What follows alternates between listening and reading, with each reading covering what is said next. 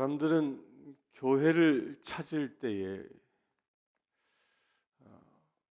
어느 교회가 좋은 말씀, 은혜로운 말씀이 선포되는지, 좋은 교육 제도를 가지고 있는지, 좋은 환경을 가지고 있는지, 이런 조건들을 두고 찾아다닙니다. 근데 정작 세상에는 완전한 교회는 없습니다. 하나님 보시기에 정말 완전한 교회가 세상에 존재할까 생각해 보면 그렇지 않다라는 결론에 도달하게 됩니다. 이게 무슨 얘기냐면 좋은 교회, 좋은 말씀 이런 것을 찾아다니면 그 하나님의 기준에 맞는 합당한 좋은 완벽한 교회는 찾을 수 없다라는 겁니다. 그런데 어떻게 교회 생활을 할까요? 어떻게 신앙 생활을 할까요?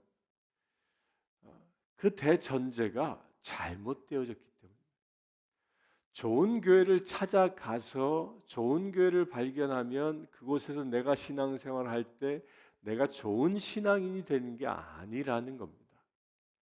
하나님의 몸된 교회에 속해 있는 내가 좋은 신앙인이 되어질 때 그 사람이 좋은 신앙인이 되어진 그 사람이 속해 있는 교회에 좋은 영향력을 행사하게 된다는 겁니다. 그런데 안타깝게도 그 거꾸로도 똑같이 똑같은 영향력을 행사합니다. 내가 좋은 신앙인이 되지 못하고 내가 악한 사단의 포로된 신앙인이 되어져 있다면 내가 속해 있는 교회에 그 악함이 나로 인하여 전이되기 시작한다는 겁니다. 그 얘기가 이 5장에 걸쳐서 이야기하고 있는 바입니다. 우리는 4장까지는 고린도 교회가 이 4분 오열되어진 분열되어진 그 이유, 그것에 대한 치유 방법을 공부했고요. 이 5장과 이 6장은 조금 다릅니다. 이 5장과 6장은 교회 안에 그 무질서함, 원칙이 없이 그냥 좋은 게 좋은 거지 하며 흘러가고 있는 그런 무질서함에 대한 경고를 쓰고 있습니다. 그 첫 번째 경고가 무엇이냐? 5장 1절에 너희 중에 심지어 음행이 있다함을 들으니 그런 음행은 이방인 중에도 없는 것이라 누가 그 아버지의 아내를 취하였다 하는도다. 아주 어마어마한 이야기를 쓰고 있습니다. 여기서 음행이라는 말, 이 음행이라는 말은 이 헬라어로 포르메니아라는 말이죠. 여기서 이 영어 포르노라는 말이 나오는데 이 음행이 있다함을 너희 중에 심지어 음행이 있다함을 들으니 이 말은 여기서 들으니라는 이 말은 직접 누군가가 자신에게 소문을 전해준 것을 말하기도 하지만 여기서 사용하고 있는 들으니라는 말은 이미 고린도 교회의 이 끔찍한 이 음행 사건들이 소문으로 온 교회에 다 퍼졌다라는 겁니다. 그러니까 사방에서부터 이런 소리들이 들려왔다라는 거예요. 무슨 소리? 누가 그 아버지의 아내를 취하였다. 아버지의 아내를 취한 그런 음행. 그러니까 아버지의 아내, 생모를 얘기하는 게 아니라 계모를 얘기하는 것이죠. 근데 어떤 상황이겠어요? 자신의 그 아버지가 이 계모를 얻어서 살다가 죽게 되고 나니까 그 아버지의 그 아내를 자기 아내로 삼아 버리는 아주 끔찍한 이야기, 그런 끔찍한 사건들이 벌어져 있는 겁니다. 그게 어디 안에? 교인 안에서 이런 일이 일어나고 있는 겁니다. 그런 음행은 이방인 중에도 없는 것이다. 이방인들조차도 쉽게 하지 않는 그런 당시에 이방인이란 어떤 사람들이요, 고린도 교인들을 고린도 지역에 살고 있는 불신자들을 이야기하는 겁니다. 당시에 이 불신자들은 고린도, 우리가 서두에도 말씀드렸듯이 고린도는 무슨 뜻이라고 그랬으면, 고린티안이라는 말은, 고린도 사람이라는 이 말은 아주 음란한 사람이라는 대명사로 쓰여졌죠. 저 사람 고린티안이야 라는 이 말은 저 사람은 고린도 사람이야 라는 뜻이 아니라 저 사람은 아주 음란한 사람이야, 아주 음란의 극치인 사람이야, 음행하는 사람이야, 이런 뜻인데, 그렇게 불리움 받고 있었던 고린도 사람들조차도 하지 않은 일, 그게 뭐예요? 아비의 아내를 취하여 자신의 아내를 삼는 것. 아내를 취하였도다라는 이 말은 단지 일회성의 우발적인 범죄가 아니라 아예 자기 아내로 삼아 버렸다라는 겁니다. 이런 끔찍한 일이 일어난 것이죠. 이방인들조차도, 그렇게 우상을 숭배하는 고린티안들조차도 하지 않는 일을 누가 지금 하고 있습니까? 교인이 하고 있다는 겁니다. 2절 보겠습니다. 그리하고도 너희가 오히려 교만하여져서 어찌하여 통한이 여기지 아니하고 그 일을 행한 자를 너희 중에서 쫓아내지 아니하였느냐? 내가 실로 몸으로는 떠나 있으나 영으로는 함께 있어서 거기 있는 것 같이 이런 일을 행한 자를 이미 판단하였노라. 그렇게 음행을 행한 일을 한 자는 교회 안에서 어떻게 해야 한다고 얘기합니까? 그 일을 행한 자를 너희 중에서 쫓아내어야 한다라고 얘기합니다. 물론 여기는 대전제가 있습니다. 예수 그리스도의 전제죠. 그 예수 그리스도께서는 뭐라고 하십니까? 교회 안에 범죄한 사람이 있으면 그것을 발견한 사람이 먼저 혼자 조용히 찾아가 그의 잘못을 권면합니다. 그래도 듣지 아니하면 교회 안에 두세 사람을 데리고 가서 같이 권면합니다. 그래도 듣지 아니하면 교회에 알려 그를 추방한다는 거예요. 이 얘기를 하고 있는 겁니다. 너희는 어찌하여 아비의 아내와 결혼해서 그를 취하여 살고 있는 사람을 왜 그에게 잘못된 것을 권고하고 회개하고 돌아오도록 권면하지 않았느냐? 권면하였다면 왜 그를 내보내지 않았느냐라고 질책하고 있는 겁니다. 그런데 왜 당시 고린도 교인들은 왜 이렇게 아비의 아내를 취한 이 음행을 행한 자를 용납하고 있겠습니까? 왜 이 죄를 용납했을까요? 그들도 몰랐을까요? 분명히 알았던 겁니다. 당시에 이방인들조차도 하지 않는 그 끔찍한 음행은 잘못된 것이라는 것을 분명히 깨닫고 있었음에도 불구하고 왜 그것을 교회에서 허락했냐는 겁니다.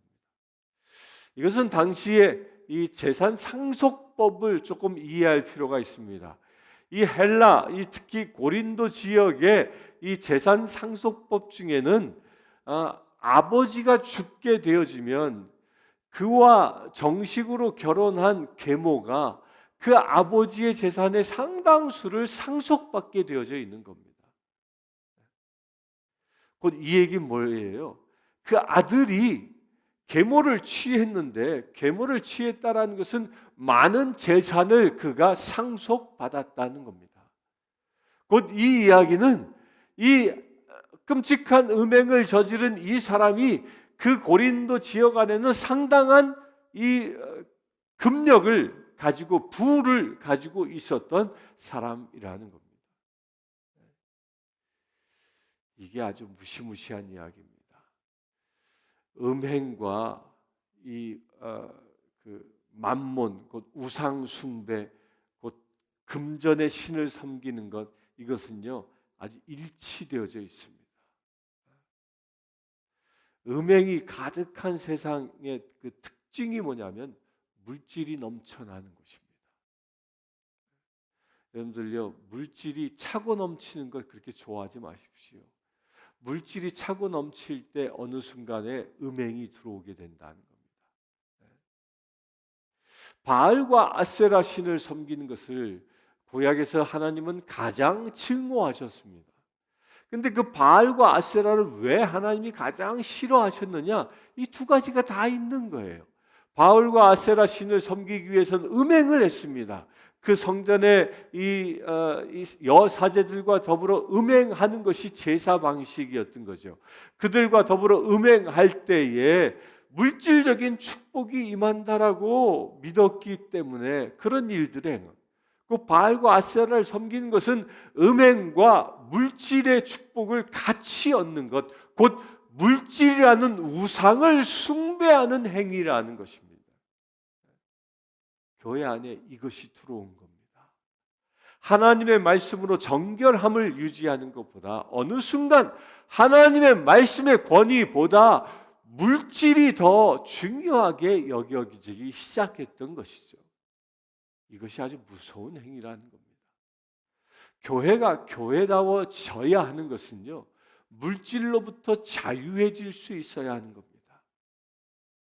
우리가 교회에서 무슨 일을 행할 때 하나님의 뜻이 있어서 행하는 것이냐 아니면 물질이 있어서 일을 행하는 것이냐에 따라 그 교회의 근본이 다른 겁니다. 하나님의 뜻이 있기 때문에 물질은 없어도 어떤 사역을 시작하면 하나님이 그 필요한 모든 물질을 채워주시는 것이죠. 그러나 아무리 좋은 뜻이라 할지라도 물질이 있어서 이것을 어떻게 쓸까 고민하다가 물질을 사용하기 위하여 어떤 계획들이 세워진다면 그것은 교회다움이 아니라는 겁니다. 그것은 자선봉사단체와 다름없는 것입니다. 교회는 물질을 숭배하는 것이 아니라 물질이 허락하며 일하는 것이 아니라 하나님을 섬기고 하나님이 허락하시면 일하는 것이 교회라는 것입니다.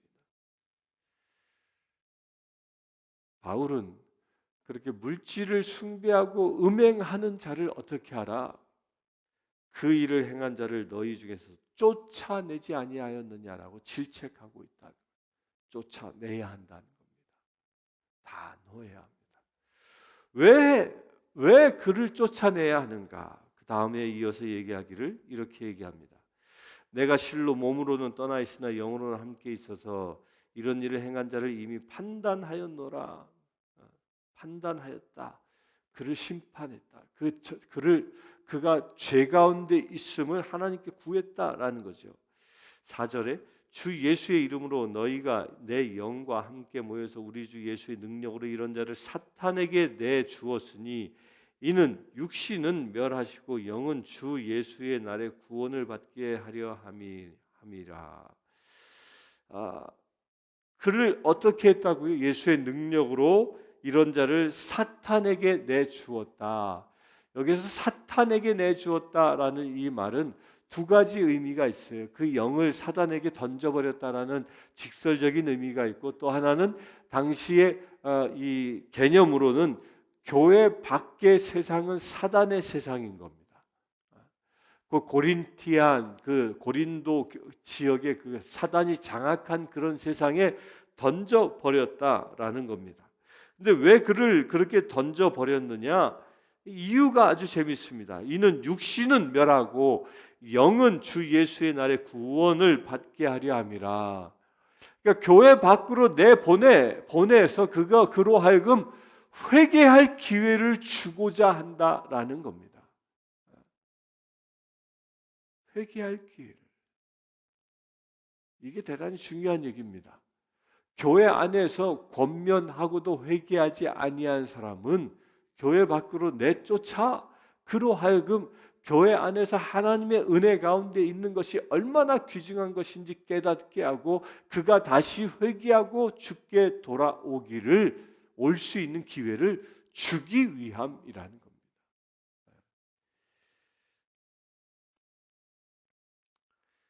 6절에 너희가 사랑하는 것이 옳지 아니하도다 자랑하는 것이 옳지 아니하도다 적은 누룩이 온 덩어리에 퍼지는 것을 알지 못하느냐 너희는 누룩 없는 자인데 새 덩어리가 되기 위하여 묵은 누룩을 버리리라 우리의 유월절 양 곧 곧 그리스도께서 희생되셨느니라. 이러므로 우리가 명절을 지키되 묵은 누룩으로도 말고 악하고 악의에 찬 누룩으로도 말고 누룩이 없이 오직 순전함과 진실함의 떡으로 하자.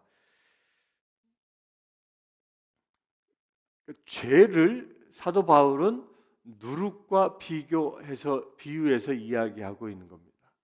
누룩은 보이지 않는 작은 효모입니다.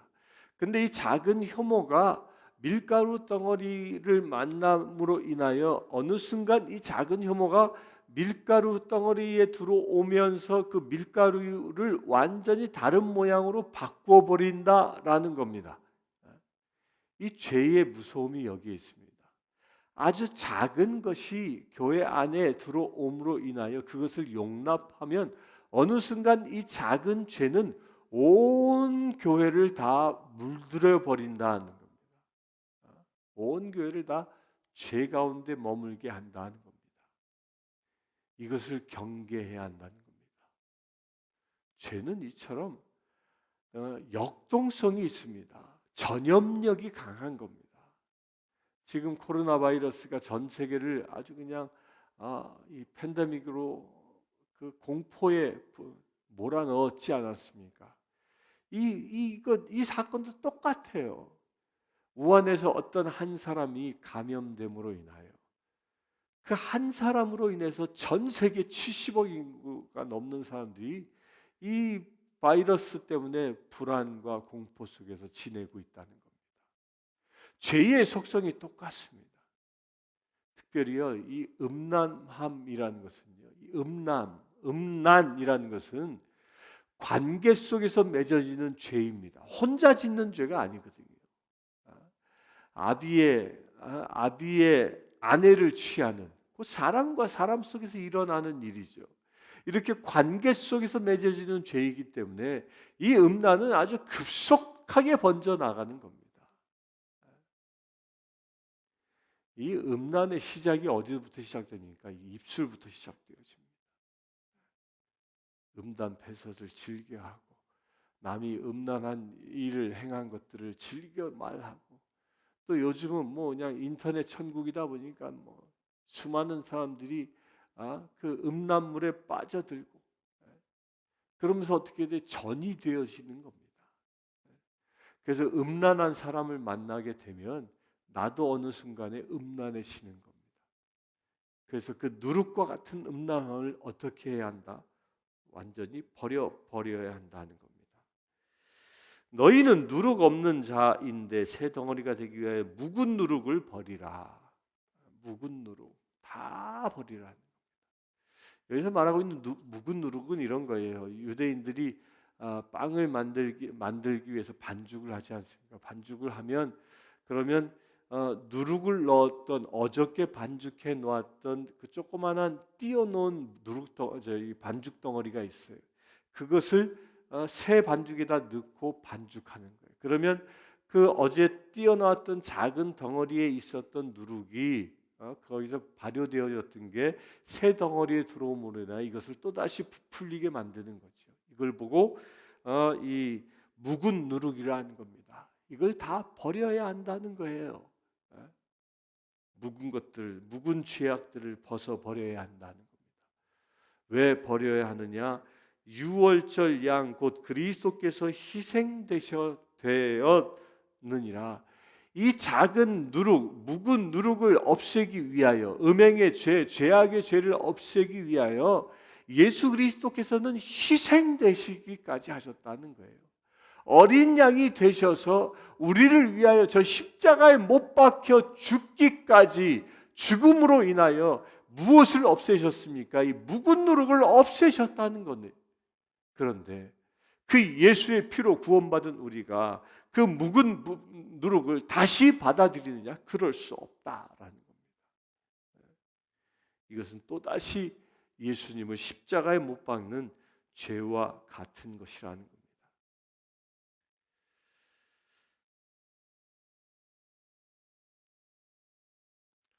9절 봅니다. 내가 너희에게 쓴 편지에 음행하는 자들을 사귀지 말라 하였거니와 이 말은 이 세상에 음행하는 자들이나 탐하는 자들이나 속여 빼앗는 자들이나 우상 숭배하는 자들을 도무지 사귀지 말라 하는 것이 아니니 만일 그리하려면 너희가 세상 밖으로 나가야 할 것이라.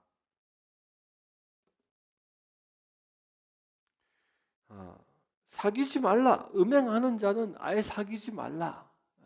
곁에도 두지 말라. 이 정결함을 이야기하는 거죠. 왜 이 이야기를 이처럼 강조하냐면 계시록에 보면 마지막 때에 나타나는 징조가 음녀가 세상에 나타납니다. 바다에 앉아서 세상을 지배합니다. 이 음녀가 세상을 지배하는, 이 음녀가 지배하는데 이 음녀가 어디까지 지배하느냐? 이 교회까지 지배하는 세상이 온다는 거예요. 이것을 교회가 거절해야 한다는 겁니다. 교회는 세상에 존재합니다. 그런데 세상에 존재하지만 교회는 세상의 가치를 받아들여선 안 된다는 겁니다. 그 순간 교회는 죽어갑니다. 이것은 마치요 바다에서 물고기가 사는 것과 같아요. 여러분들요 바다에서 살아가고 있는 그 물고기들이 그 물고기가 살아있을 때 잡아가지고 그 살아있는 물고기를 떠서 회를 쳐먹어 보셨지요? 그 물고기는 놀랍게도 그 물고기는 평생 그 짠 바닷물 속에서 살았음에도 불구하고 그 속살은 전혀 짜지 않습니다. 왜일까요? 그 물고기가 살아있기 때문입니다. 살아있는 물고기는 바닷물의 그 짠물에 오염되지 않는, 절여지지 않는다는 거예요. 그런데 물고기가 죽게 되면, 바다에서 그의 심장이 멎어 죽게 되어지면 한순간에 그 죽은 이 물고기는 짠물로 절여지게 된다는 거죠. 교회가 그런 겁니다. 교회가 살아있느냐 죽어있느냐 이게 분명해야 한다는 거예요. 살아있는 물고기는 아가미를 통하여 짠물을 받아들여도 그로부터 산소만 취하고 염도는 밖으로 내보내버립니다. 그러나 죽어있는 물고기는 온 피부를 통해서 그 짠 기운들이 다 피부 속에 파고 들어오게 된다는 겁니다. 교회가 세상에서 살아갈 때 하나님의 생명으로 살아있는 교회는 그 세상의 악한 것들을 교회가 받아들인다 할지라도 모두 걸러내고 악한 것들을 흘려보내고 그 안에서 살아가고 있는 물고기와 같이 되어야 한다는 겁니다. 교회가 세상에서 생명을 빼앗기는 그 이유가 무엇이라고요? 음행을 받아들이는 순간, 물고기가 아가미를 통하여 산소를 받아들이지 않고 이 염도를 받아들이는 순간 죽게 되어지는 것처럼 똑같은 것입니다. 11절 보겠습니다. 이제 내가 너희에게 쓴 것은 만일 어떤 형제라 일컫는 자가 음행이나 탐욕을 부리거나 우상 숭배를 하거나 모욕하거나 술 취하거나 속여 빼앗거든 사귀지도 말고 그런 자와는 함께 먹지도 말라 함이라. 우리말에 이 떨어지는 칼은 잡지 말라라는 격언이 있죠. 또한 타락한 친구는 사귀지도 말라라는 격언이 있습니다. 이 얘기를 하고 있는 겁니다. 타락한 친구는 사귀지도 곁으로 두지 말라는 거예요. 왜냐? 그 음행은 탐욕, 우상숭배, 그리고 그렇게 우상숭배에 빠지게 되면 남을 모욕하는 일들을 서슴없이 행하고요. 그렇게 우상숭배에 빠지게 되면 술 취하는, 성령에 취하지 않고 술에 취해 살아가게 되어지고 남을 속이는 이런 삶을 살아가게 된다는 겁니다. 교회가 하나님의 능력을 잃어버리는 경우가 바로 여기에 있는 겁니다. 교회에 어느 순간 우상숭배가 들어오면서 하나님의 능력은 사라지는 겁니다. 만몬이라는 물질 신을 숭배하게 되어지면 바로 이런 일들이 일어나는 것이죠. 12절 밖에 있는 사람을 판단하는 것이야 내게 무슨 상관이 있으리오마는 교회 안에 있는 사람들이야 너희가 판단하지 아니하랴. 밖에 있는 사람들은 하나님이 판단하시려니와 이 악한 사람은 너희 중에서 내쫓으라. 신명기 17장 17절에 보면 한번 말씀을 찾아보겠습니다. 이렇게 얘기합니다.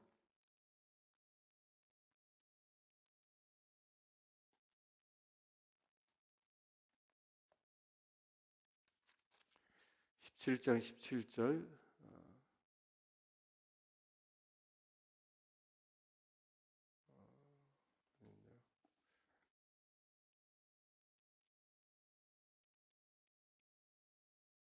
17장 7절 보겠습니다. 7절 이런 자를 죽이기 위하여 증인이 먼저 그에게 손을 댄 후에 무백성이 손을 댈지니라 너는 이와 같이 하여 너희 중에서 악을 제할지니라.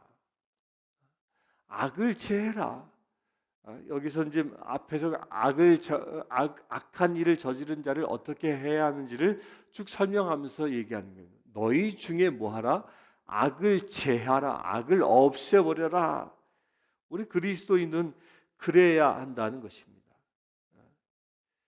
밖에 있는 사람들은 하나님이 심판하신다. 곧 교회 밖에 있는 사람들은 뭐하는 대상? 하나님이 심판받을 대상이라는 거예요. 이 악한 사람은 너희 중에 내쫓으라. 따라서 우리 교회 안에서 악한 일을 행하는 자는 밖으로 내쫓아내야 한다는 겁니다. 이게 교회의 정결성입니다. 물론 음행을 행한 자가 회개하면 한 사람이 찾아가 권면하고 두 사람이 찾아가 권면했을 때 그가 회개하면 그래야 그 음행을 멈추고 그의 행실을 벗어버리고 주님께 바른 삶으로 돌아오면 그를 품어주어야지요. 그러나 그 음행을 행한 자가 회개치 아니하고 오히려 교회 안에서 당당하게 살아가고 있다면 그는 내쫓아내야 한다.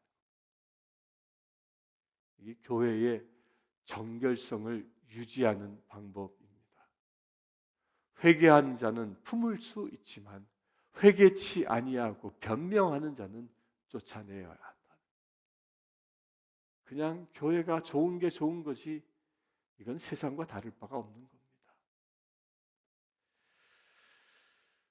이것은 교회뿐만 아니라 우리 한 사람 한 영혼도 마찬가지입니다. 저와 여러분들도 내 안에 죄된 것들, 음행과 악한 죄, 우상 숭배 이 모든 것들이 조그마한 것이라도 내 안에 들어오지 못하도록 나를 정결케 할 수 있어야 합니다. 오늘 하루 그런 마음으로 살아갈 수 있게 되길 바랍니다. 내 안에 음행과 같은 우상 숭배하는 것들이 혹여 남아 있는지, 곧 하나님의 말씀 외에 우선시하는 그 어떤 것들이 내 안에 있는지를 살펴보고 그 모든 것들을 예수 그리스도의 이름으로 회개하고 돌아올 수 있는 귀한 날 되길 바랍니다. 함께 기도하겠습니다. 주 아버지 하나님,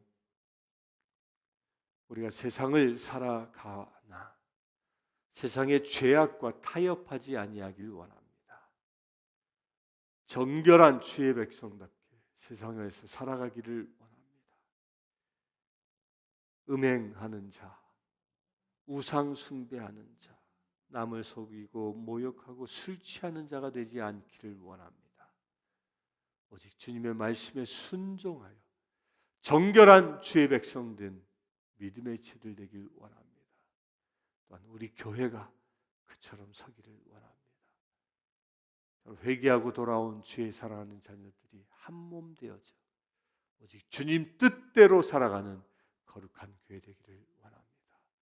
우리 주 예수 그리스도의 이름으로 기도드리옵나이다. 아멘. 지금 우리 주 예수 그리스도의 은혜와 하나님의 크신 사랑과 성령님의 감화감동 교통 치유하심이 이 시간 예배하는 주의 사랑하는 모든 지체들 위해 지금부터 영원토록 함께 하실지어다. 아프리카 케냐의 마소교교의 고아원생 스테이시는 여자아이입니다. 스테이시는 초등학교 진행을 희망합니다. 장래 간호사가 되는 것이 꿈입니다. 이 아이는 매달 학비와 점심 식사 비용으로 30불이 필요합니다.